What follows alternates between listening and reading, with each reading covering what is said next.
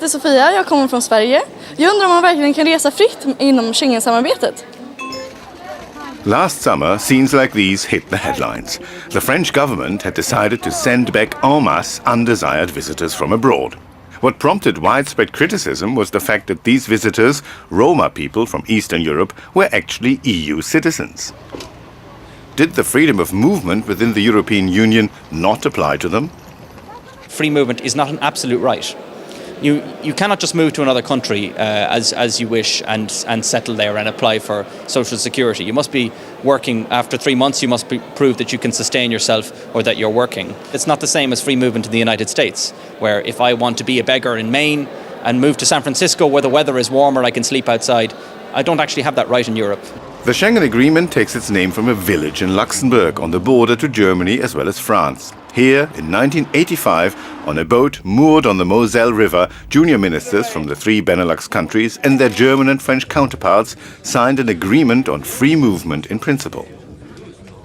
The period of the last 20 years is what I call the EU's Euro-hippie phase. It was a time when politicians liked to dream of an open Europe. These young junior ministers 25 years ago signed up to this. Did they know they were signing away their right to set their own immigration policies?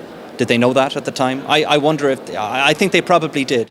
It looks like now, in times of crisis, the dream of a borderless Europe suddenly has the potential to turn into a nightmare, at least in the eyes of many a scared citizen.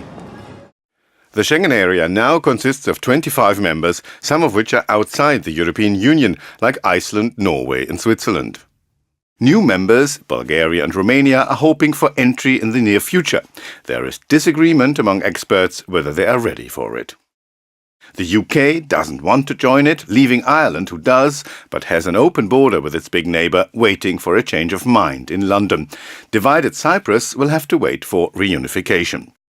The next 10-15 years in Europe, in terms of this specific area, will involve filling the gaps, the security gaps that were created by free movement. Actually, progress is already underway between police forces, border guards, a lot of EU-led initiatives, a lot of initiatives simply between neighbouring countries to fill in those gaps, because they are actually very important. So, the freedom of movement enshrined in the EU treaties and the borderless Europe created by the Schengen Agreement are closely linked, but not the same. It needs for both freedoms to be supported by adequate security and effective combat of organized crime to remain cherished by Europe's citizens.